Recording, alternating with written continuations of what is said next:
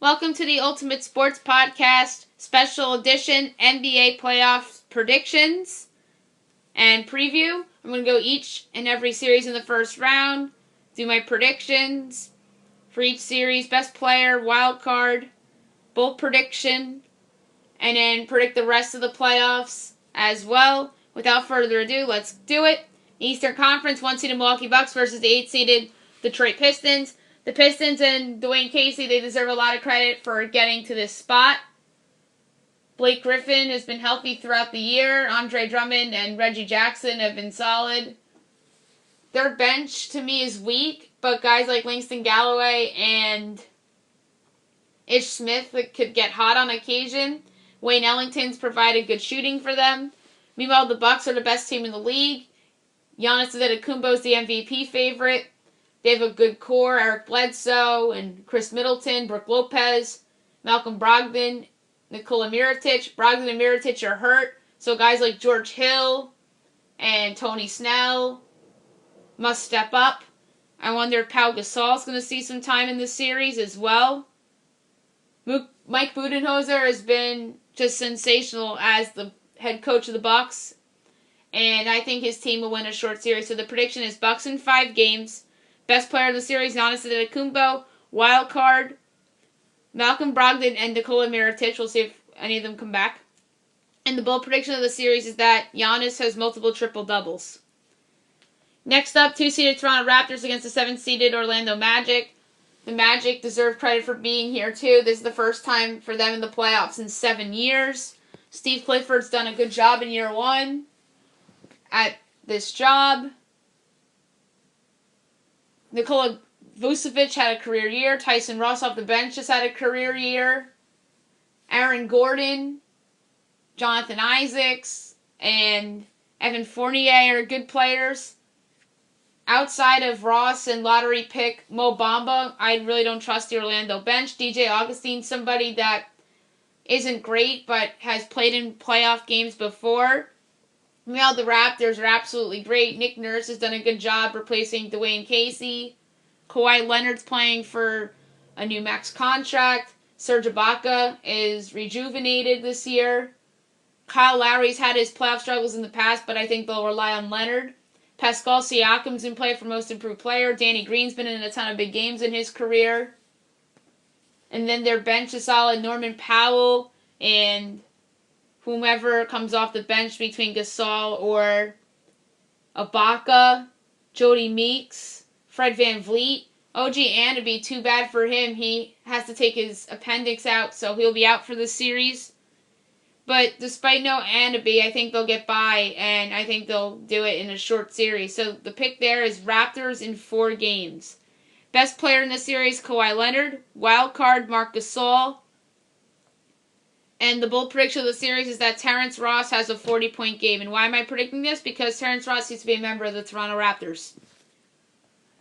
3-seeded Philadelphia 76ers and 6-seeded Brooklyn Nets. The Nets are a team that a lot of people thought would be tanking this year because they finally have their own first-round pick. But nope. Here they are in the playoffs as the 6th seed. Kenny Atkinson has done a fantastic job this year. D'Angelo Russell, obviously, is their star player and their go-to guy, up for most improved player. They have other guys on the team, such as DeMarre Carroll, who came over from the Raptors and has done great. Joe Harris can shoot the 3-ball. Rodions Caruso has been a surprise rookie this year. Jared Allen, I think, is one of the more underrated big men in the NBA. Karis LeVert obviously had a gruesome injury earlier in the season. He's back, but he's coming off the bench for them now. And they have some other young players, such as Theo Pinson and Rondé Hollis-Jefferson. And they also have some veterans like Jared Dudley and Spencer Dinwiddie. The 76ers are a team that is awesome. They have a great starting 5, Joel Embiid, Tobias Harris, Jimmy Butler, JJ Redick, and Ben Simmons. Their bench has improved with a couple trades. They acquired Mike Scott and Boban Marjanovic from the Clippers. And Jonathan Simmons is on that team too, as well as Amir Johnson. Embiid isn't healthy, and that's worrisome for Philly. But Amir Johnson has been a solid backup center for them, as I just mentioned. But with or without Embiid, Philly's still the better team, and I wouldn't rule out the possibility because of Embiid's injury that the Nets steal a few games. So the prediction for this series is the 76ers in 6 games. Best player in the series, Joel Embiid. The wild card, Caris LeVert. If he looks like the guy from pre-injury just a little bit, then this series could be even more interesting, even with the healthy Embiid. And the bold prediction of this series is that the Nets steal a game in Philly, whether it's Game 1, Game 2, or Game 5. Next up, 4-seeded Boston Celtics against the 5-seeded Indiana Pacers. The Celtics, to me, are a team that underachieved in the regular season, whether that's because of injuries or the drama going on with Kyrie Irving and his free agency that probably distracted them, and obviously the Anthony Davis talk amongst the younger players. Jason Tatum regressed. Jaylen Brown had a good second half for them after struggling in the first half. Gordon Hayward, somebody that's come on of late after he was demoted to the bench. Al Horford's a solid player. Kyrie Irving's great when he wants to be. The Celtics bench took a hit when Marcus Smart was diagnosed with a oblique injury. So that's a loss for them. They have other guys to come off the bench like Terry Rozier and Marcus Morris. Morris has been not good in the second half of the year. So that's sort of been an issue for them. Meanwhile, Indiana, good job by them kind of treading water post the gruesome injury by Victor Oladipo. We'll miss him. This, to me, is a different series as Oladipo's there. I'm not saying Indiana would win this series. I'm saying it's a different series if Oladipo's there. They have a good point guard combo with Darren Collison and Corey Joseph. Both of those guys have played in playoff games in their careers. Bojan Bogdanovic has really stepped up his game post Oladipo injury. Miles Turner starts for them at center, but their better center is the one that comes off the bench, and that is Domantas Sabonis. They also have some good bench guys like Tyreke Evans and Doug McDermott who can shoot the 3 ball pretty well. Wesley Matthews has been a good pickup for them. He's been starting at the 2 guard for them since they picked him up. And in this series, I like the Celtics in 6 games. The best player in the series is Kyrie Irving. The wildcard player is Gordon Hayward. Let's see if he looks like the Gordon Hayward that he is shown within the past couple weeks, including that game in Indiana on Friday night, I believe it was last week, in which the Celtics blew out Indiana. And my bold prediction of the series is that Al Horford averages 17 points, 5 boards, 5 assists, or maybe more. Western Conference. 1-seeded Golden State Warriors against the 8-seeded Los Angeles Clippers. The Clippers, what a phenomenal story. Instead of tanking after the trading of Tobias Harris, they rally around each other. Could have been the 60, but they lost a couple games down the stretch and they dropped to 8. And Doc Rivers, to me, has to be the favorite for Coach of the Year because of the job he's done with this roster. And obviously they have a lot in front of them, not just for free agency and the idea of luring Kevin Durant or Kawhi Leonard, but they have some guys in contract years on their team as well. They have a solid backcourt, a 3-headed point guard lineup. Patrick Beverley, Landry Shamet, and Shai Gilgeous-Alexander. Alexander has been one of the better rookies this year. And they have in the front court with Ivica Zubac, who they got from the Lakers at the deadline as they traded Mike Muscala there. That's a win for the Clippers. And Danilo Gallinari, who's finally been healthy. Off the bench, they have a lot of guys. Garrett Temple, Wilson Chandler, Montrezl Harrell. They bring some energy. And Temple and Chandler can shoot the 3 ball well. Meanwhile, Golden State's the best team in the league with the best starting 5 in the league. Stephen Curry, Kevin Durant, Klay Thompson, Draymond Green, DeMarcus Cousins. Their bench is okay. Andre Iguodala, Jordan Bell, Quinn Cook, Andrew Bogut was a midseason pickup for them. And this Clippers team, I think, is the most frisky opponent that the Warriors have had in the first round since Steve Kerr's been there. The teams that they've had to play in the first round since Kerr's been there has been the Pelicans and Anthony Davis. They won a game, I believe, against them. And I believe they played Portland one year in the first round. The year that CJ McCollum was the most improved player. And then one year they had Memphis. I believe it was the year that Dave Fizdale coached that team. And then last year they played the Spurs without Kawhi Leonard. So I think this year, this Clippers team is the best coached team that they've had to play in the first round since Steve Kerr's there. And I think that this is a fun series, but a short series. So give me the Warriors in 5 games. Best player in the series, Kevin Durant. The wildcard player, Lou Williams, who has been unbelievable off the bench for them. I didn't even mention him in talking about the Clippers bench, but he's obviously the best bench player in the league. He's the favorite for the 6th man of the year again. And if he is the best bench player in the series, this could be a more interesting series than my prediction suggests. And my bold prediction of the series is that the Clippers come close to winning a game at Oracle Arena, although they won't. Next up, 2-seeded Denver Nuggets against the 7-seeded San Antonio Spurs. The Spurs deserve a lot of credit for being here. They obviously traded Kawhi Leonard away in the offseason and got DeMar DeRozan in the package as well as Jakob Poeltl in the pick. And I believe they got one more piece in that deal. I can't think of what it was. They really deserve credit. This is one of the best coaching jobs that Greg Popovich has done. They got rid of Pau Gasol mid-season. LaMarcus Aldridge and DeMar DeRozan have been sensational this year. I believe Aldridge made the All-Star team. Jakob Poeltl's been in and out of the starting lineup this year. Rudy Gay's had a resurgence. Their backcourt of Bryn Forbes and Derek White has been sensational. And the other thing with the Spurs is that they lost DeJounte Murray with the torn ACL. They'll get him back next year, which makes that team better going into next year. That's scary to think about. And then their bench is full of shooters. Marco Bellinelli, Davis Bertans. Gay comes off the bench, I believe. Sometimes it's hurt. Lola comes off the bench. But in this series, I think they'll start Jakob Poeltl and have Gay come off the bench because Denver obviously has Millsap and Jokic, who have led the Denver frontcourt for a majority of the season. And in the backcourt, you have Jamal Murray and Gary Harris and Will Barton as your swing guy after coming off the bench the last few years. They brought him back, and now he is a starter for them. Malik Beasley's their 6th man now in Denver. He's been sensational this year. I had him among the make-or-break players in the league coming into the season, and it's certainly been a make for him as he's made a big jump for that team. And also off the bench, they have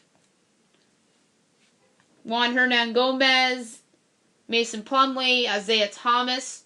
And I think this is going to be a great series. And the Nuggets with home court advantage, I think, will win the series. And my prediction for the series is the Nuggets in 7 games. The best player in the series, Nikola Jokic. The wild card, Rudy Gay. Bold prediction of the series, the Spurs win one of the first 2 games in Denver. Next up, 3-seeded Portland Trailblazers against the 6-seeded Oklahoma City Thunder. This should be a pretty good series out in the West. The Thunder are a team that many people expected to be a top 4 seed this year, but they've had some poor stretches throughout the season, and that's why they're a bottom 4 seed in the Western Conference playoffs. Paul George has had the best year of his career. Russell Westbrook averaged a triple-double again. Terrence Ferguson's turned into a 3-point threat. Steven Adams has been solid this year. Dennis Schroeder's been their 6th man, and he's been pretty good. Too bad Andre Roberson won't be back for them. That was such a big loss for them. If he wasn't hurt, they probably are a higher seed. Markieff Morris and Nerlens Noel come off the bench for this team. Jeremy Grant's been a solid starter for them. Meanwhile, for Portland, A lot of people expected them to regress and be a lottery team this year. Meanwhile, I had them in the playoffs this year. I believe I had them as the 6th seed before the season, but they exceeded my own expectations. They're at the 3 spot, and that's good for them. Damian Lillard's having perhaps the best year of his career. CJ McCollum's been good. Their starting forwards of Al-Farouq Aminu and Mo Harkless have been solid. Too bad Yusuf Nurkic got hurt with that gruesome leg injury. Replacing him is the offense-only Enes Kanter, who obviously can't play defense to save his life. And the loss of Nurkic really has hurt this team, I think, defensively. The bench of the Blazers isn't bad. Seth Curry's had a good year. Jake Layman's been solid. Rodney Hood's okay. Zach Collins is okay. And the Thunder are 4-0 against the Blazers this year, and I think they get by them here in the first round. So my prediction is the Thunder in 6 games. The best player in the series is Paul George. The wild card player is Terrence Ferguson. Let's see if he keeps up his good shooting from the regular season. And my bold prediction of the series is that this series will have multiple overtime games. And last but not least, for the first round, 4-seeded Houston Rockets against the 5-seeded Utah Jazz. The Jazz are very good. 50 wins this year. Donovan Mitchell and Rudy Gobert are great players. Joe Ingles has had a good year. Ricky Rubio isn't healthy right now, and he needs to be healthy for them if they want to go on a long playoff run. Derek Favors has had a good year, even though they've been dying to get rid of him. It seems like that has been the case forever. Their bench is pretty good. Kyle Korver, Royce O'Neal, Jay Crowder. Meanwhile, for Houston, James Harden has a good chance to repeat as MVP. Chris Paul and Clint Capella are back from injuries and have been pretty good since they've been back. PJ Tucker's been starting for them. He's provided good minutes. And then Eric Gordon's no longer a bench player for them. He's been starting for them as well, and he's been pretty good. Off the bench for them is Kenneth Faried, Gerald Green, Austin Rivers. Those guys have put up some good stats and made some impacts, both offensively and defensively, for Mike D'Antoni's team. This should be a great series and could be the best of the first round, but I think Harden and the Rockets, who have been 20-5 since the All-Star break, will win this competitive series. So my prediction is the Rockets in 6 games. Best player in the series, James Harden. Wild card, Ricky Rubio. Bold prediction of the series, James Harden has a game-winning buzzer beater. I don't know what game it'll be, but I think James Harden will have a buzzer beater in this series. Second round, Bucks Celtics. I talked about these two teams, and maybe Marcus Smart's back for the series. Maybe Milwaukee gets back Brogdon and Mirotic. The best player in the series is Giannis Antetokounmpo. The wild card is Brogdon. We'll see if he's back, and obviously Smart has to be considered for a wild card too. In my bold prediction, or I should say my prediction series-wise, the Bucks in 7 games. The other Eastern Conference semifinals, Raptors 76ers. This is an absolute great series with a ton of great players in this series. And a lot of good two-way players. 2 good coaches. Best player in the series, Joel Embiid. Wild card, there's 2, and they're both Raptors. OJ Anunoby, let's see how he looks after the appendix surgery. And then Marc Gasol, who I had as a wild card in the first round. See how he defends against Joel Embiid. Prediction, Raptors in 6. Western Conference second round, Warriors-Rockets, the Western Conference Finals rematch from last year. We all know James Harden against Kevin Durant. Those two are obviously teammates on the Thunder.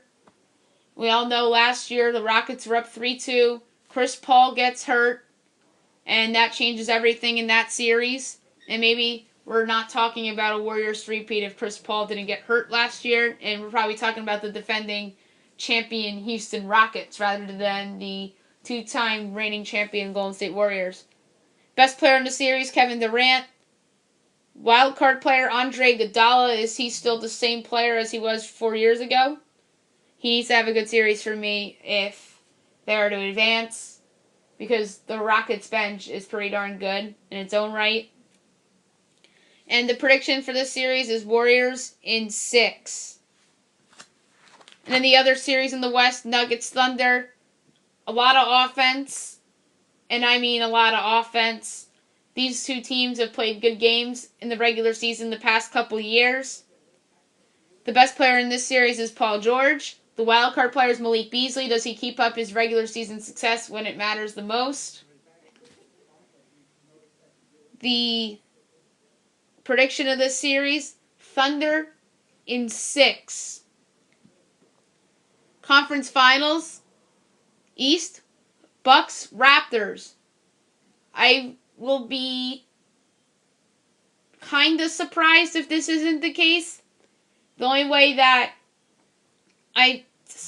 Boston Philly is if the Raptors just totally implode, or if Marcus Smart's back for Boston and Brogdon and Mirotic are not playing up to capabilities after coming back from injuries. So Bucks, Raptors, two best teams in the East all season long. This should be an absolute great series. Two teams that can score the ball and two teams that play defense as well. Best player in the series is Giannis Antetokounmpo. To me, the wild card of the series is Pascal Siakam. Obviously in play for most improved player and somebody that is a good two-way player as well. Prediction of the series, Raptors in 6. I think the addition of Gasol is meaningful, and he'll help them. He'll defend Brook Lopez. He'll start to look like the Marc Gasol from the Grizzlies. And he'll be maybe the Raptors' second best player behind Kawhi. And obviously Kawhi has been there and done that. So that certainly helps Toronto a lot. And in the Western Conference Finals, Warriors Thunder. The big story there is Kevin Durant against his former team. This is one that I won't be surprised if I'm wrong here. Only because I think the Thunder can easily lose to the Nuggets in the second round. Or if Golden State gets upset by Houston somehow. So that's the only way that doesn't happen, or if some injuries happen. Best player in the series is Durant. The wild card to me is Ferguson, because he is a 3-point threat role player on the Thunder, and in this case they're the underdog. That has to be lights out. And he's a good defensive player, and see if he can guard Clay well. But my prediction for the series is Warriors in 6. And the NBA Finals, the Golden State Warriors against the Toronto Raptors. Drake, Durant, you have a lot of intriguing storylines here. You have Nick Nurse in his first season in the finals. Warriors going for 3 in a row. And the best player in this series is Kevin Durant. The wild card is Pascal Siakam, for the reasons why I mentioned he's the wild card in the conference finals. Can he guard Durant? Can he guard Klay Thompson? They'll probably put him on Klay and Kawhi on Durant. And my prediction, this pains me to say because I really like this Raptors team a lot. I'm going to say the Warriors in 5. And then the finals MVP, Kevin Durant, in what will be his finals with the Golden State Warriors before he leaves in free agency. Whether that's to the Knicks or the Clippers or whomever. Regular season awards. MVP, Giannis Antetokounmpo. This was a tough call between him and James Harden, but I decided to go with Giannis because the last few years it's been given to the best player on the best team, with the exception of Russell Westbrook from a few years ago.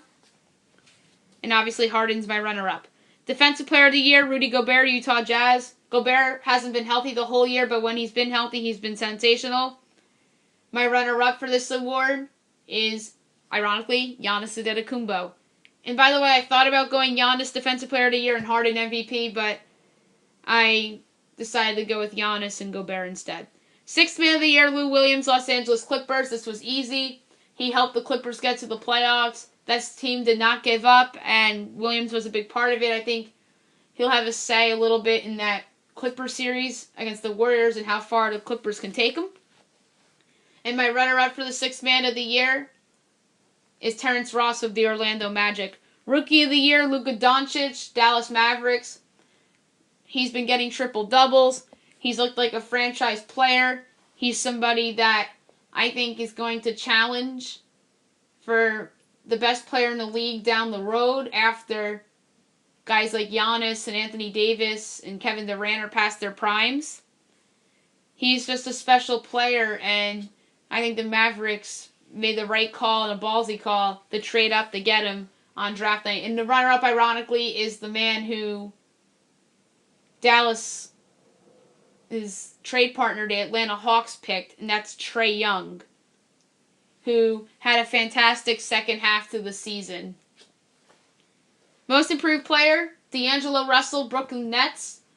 This was a tough call between Russell and Pascal Siakam, but I decided to go with Russell because he helped lead the Nets to the playoffs for the first time in 5 years.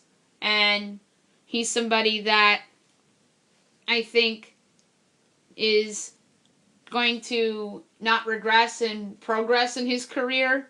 Kenny Atkinson's the right coach for him. He's somebody that's a restricted free agent, by the way. And I think Brooklyn's going to do everything they can to re-sign him. And this is not a one-trick pony in a contract year situation. And obviously my runner-up is Siakam. Coach of the Year, Doc Rivers, Los Angeles Clippers. Was there any other candidates for this? Yes. There's a ton of them.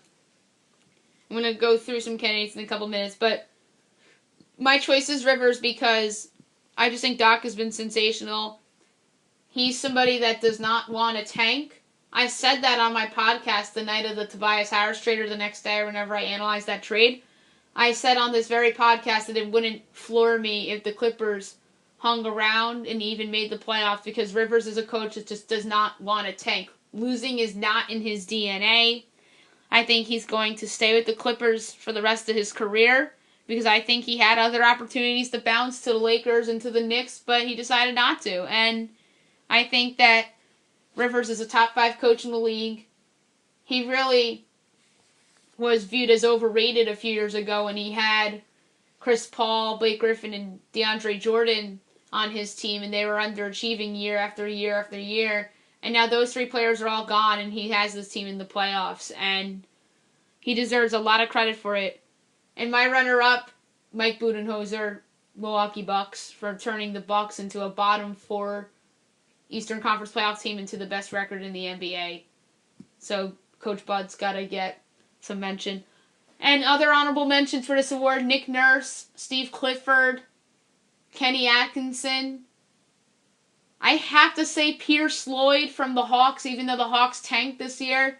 But they've won some games that took them out of the main portion of the Zion sweepstakes with teams like the Knicks, the Cavs, the Suns were those 3 teams. And then the Hawks decided to,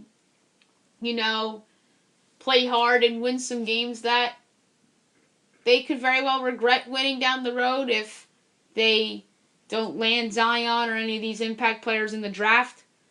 But I think Pierce did a great job with a team that was projected to only win like 17 games this year. And I obviously did not have the Hawks winning a lot of games this year as well. Well, they won more than I expected them to, of course. So that's why I mentioned Lloyd Pierce in there. And then Steve Kerr, even though the Warriors are good year after year after year, I just think he's done a great job with that team. Mike Malone deserves credit for getting Denver back in the playoffs for the first time in 6 years.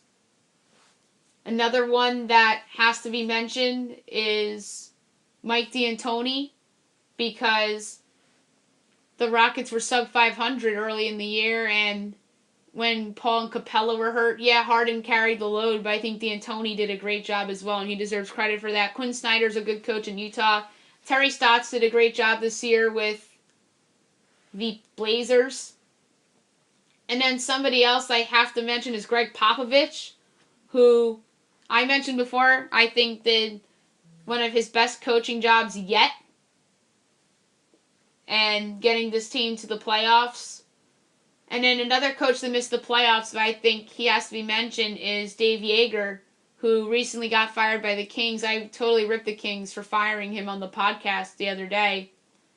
But I think he deserves a lot of credit for getting the Kings to 39 wins in a year that the Kings were, again, projected to be a bottom 2 team in the West.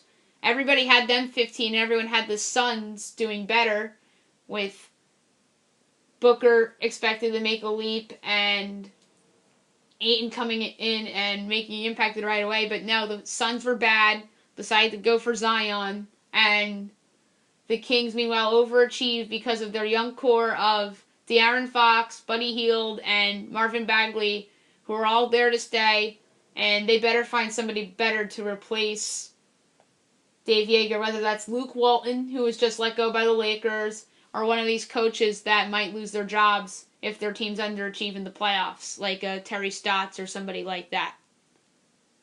And the executive of the year, this was tough too. I'm going to go with Masai Ujiri of the Raptors. He went out and got Kawhi Leonard. He also traded for Marc Gasol midseason, which I think it will prove to be one of the biggest acquisitions of the deadline, because I have the Raptors making the finals. And I think Masai's just been wonderful as their GM. And I think he finally gets the recognition he deserves. Some other candidates for this award, Daryl Morey, who brought back Clint Capella, brought back some of the role guys from last year, passes up on Trevor Ariza, and that team is still thriving in the Western Conference, and I just think he's a great executive as well.